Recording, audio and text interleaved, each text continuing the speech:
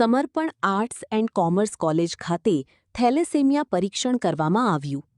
Gandhinagar charitable trust સમર્પણ arts and commerce college દ્વારા સંસ્થાના મેનેજિંગ ટ્રસ્ટી શ્રી શંકરસિંહજી વાઘેલા બાપુ જન્મોત્સવ અનુસંધાને છેલ્લા 1 મહિનાથી વિવિધ સામાજિક સેવા કાર્યો કરવાનું આયોજન કરવામાં આવ્યું.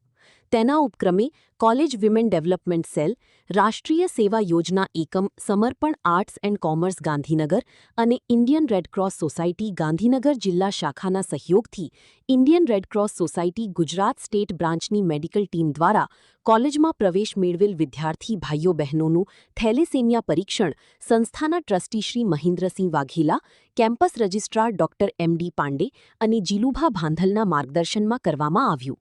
પરીક્ષણનો પ્રારંભ સંસ્થાના આચાર્ય ડોક્ટર આશીષ જનકરાય દવે, કોલેજ ભૂતપૂર્વ વિદ્યાર્થી મંડળના પ્રમુખ દીપકભાઈ પ્રજાપતિ અને ઉપસ્થિત અધિકારી તેમજ તબીબો દ્વારા પ્રકૃતિ તુલસી પૂજન દ્વારા કરવામાં આવ્યું. સંસ્થાના કુલ 270 વિદ્યાર્થીઓનું થેલેસેમિયા પરીક્ષણ પ્રતિવર્ષ મુજબ કોલેજના ભૂતપૂર્વ વિદ્યાર્થી સેલના આર્થિક સહયોગથી કરવાના આવ્યું. રાષ્ટ્રીય સેવા યોજનાના સ્વયંસેવકો દ્વારા સમગ્ર વ્યવસ્થા સંભાળેલ હતી.